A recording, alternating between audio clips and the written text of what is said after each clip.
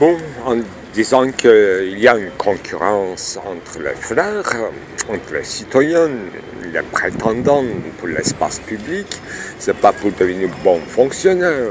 Oui, Hegel, dans la philosophie du droit, il esquisse cette chaîne gréco-romaine, mais il oublie qu'il y a des œuvrements dans la parole plus importants pour rendre une communauté vivable en toute concurrence avec les, bien sûr, négativités qui fait le mouvement.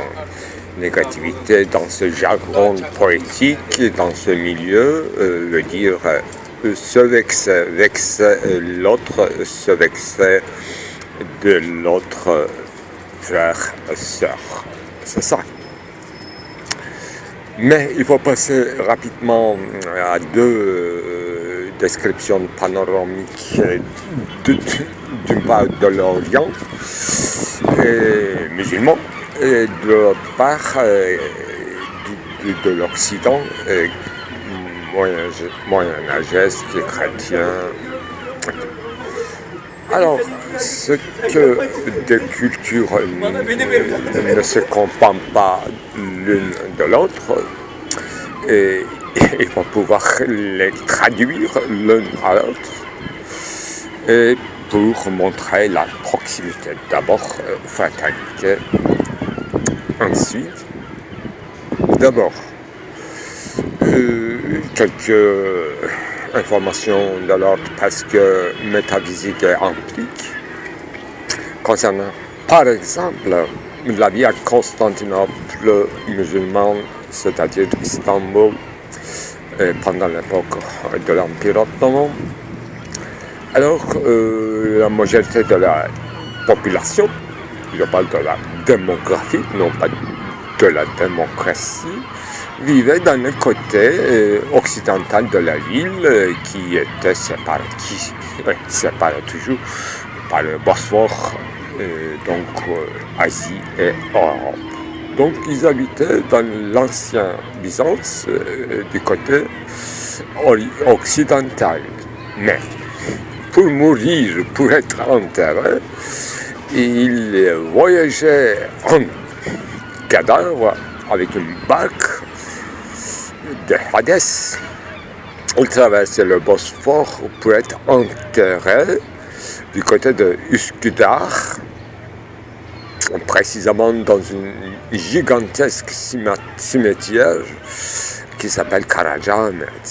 Alors pourquoi en vivant à l'Occident, ils voulaient être enterrés en Asie?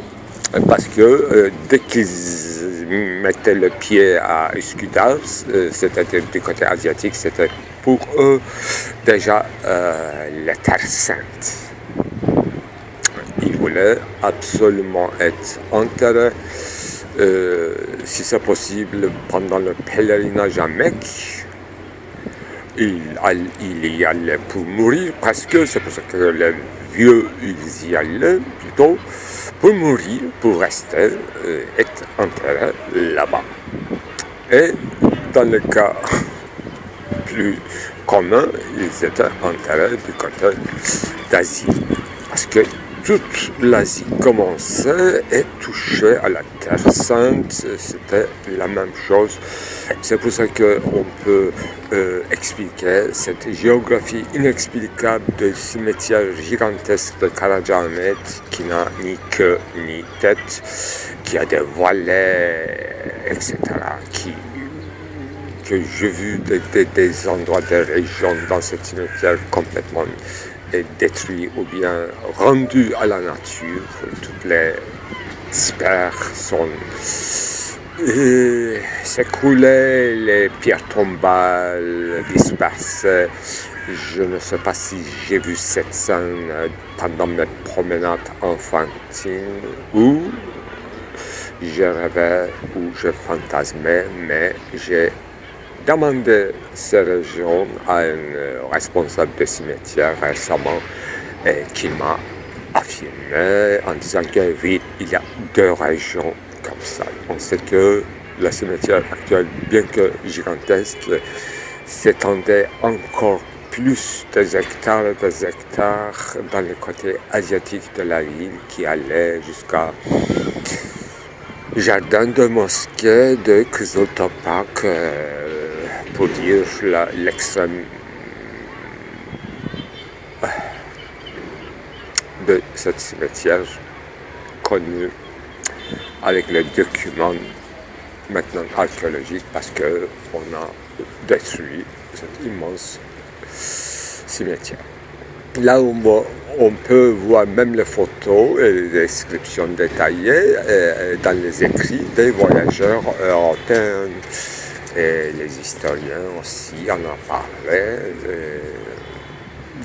Je veux citer un homme, Ostrogovitch, qui connaissait tous les récits des voyageurs de Laventin, qui s'étonnait de cette vie de province dans une ville qui ne veut pas de changements, parce que tout un peuple musulman était voué à l'autre vie, à la mort, à la Terre Sainte. Il n'y avait rien d'ici-bas, c'était pour passer quelques temps, ça donnait toute la poésie, ce sentiment de mortalité éphémère.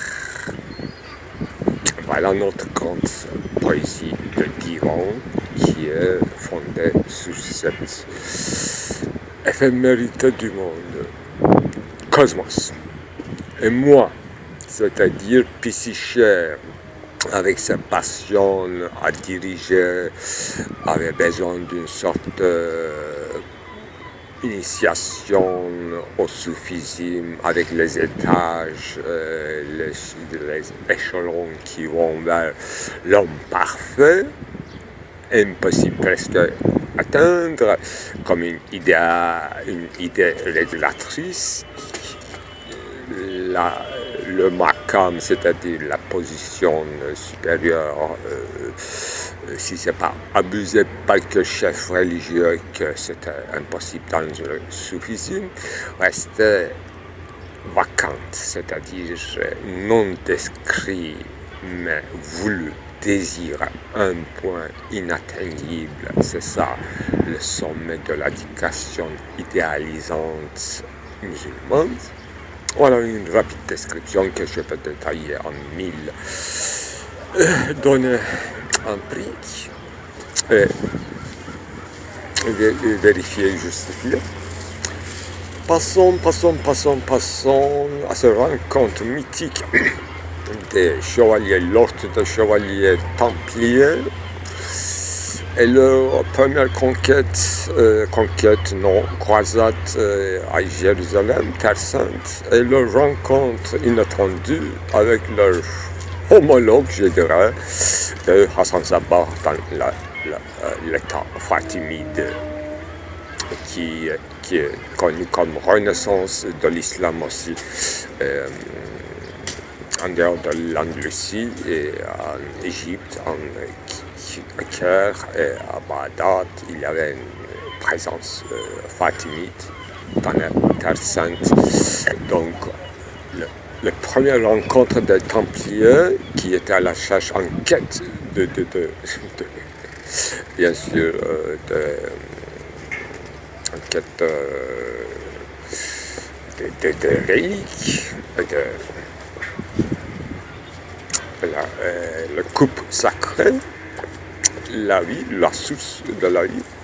Là, ils ont commencé à s'entendre avec le musulman éclaireur, mais dans les croisades ultérieures, le Vatican, pape a tout fait pour empêcher cette rencontre mystique et rendre toutes les croisades comme conquête,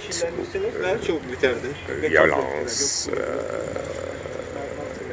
siège à siège. Eh bien, ce mémoire mystique de l'Orient, avec tout cet hermétisme devenu musulman, est passé à toutes ces figures bas-reliefs des cathédrales gothiques ultérieures qui fleurit tout à coup dans toute Europe presque simultanément, et tout cet ésotérisme qui touche quand même à la direction des passions et sentiments de péché dans toute sa véhémence, le corps, la chair, et le péché, et les châtiments, exécution, l'enfer, apocalypse, les bêtes, bétail, étaient envahi l'Europe. Alors qu'en Orient, il n'a pas eu cette horreur, comme film d'horreur, cette eschatologie qui touche finalement le corps dans sa présence, le corps vivant, la Benswelt. Là, ils s'entendaient bien avec leurs païdéas musulmans dans les mêmes maîtresses et il y avait une initiation des jeunes. Sans avoir besoin d'un espace public, une initiation, je dirais, comme un moment d'invagination vers le cœur, vers l'intériorité de l'homme. Le cœur, l'amour, proximité, le chant, musique, mathématiques, rythme, et le salut, et la terre promise comme les cimetières, sans avoir même une sépulture, outre qu'une chaîne là-bas.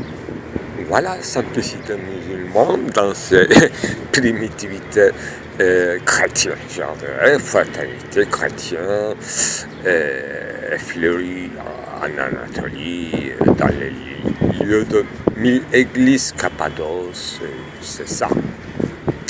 Une confrérie, un dialogue sans s'influencer directement, laissant l'autre religion en tant que telle, organiser les quartiers des villes comme quartiers en 4 religions ou ethnies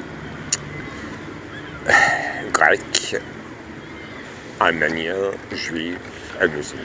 C'est ça.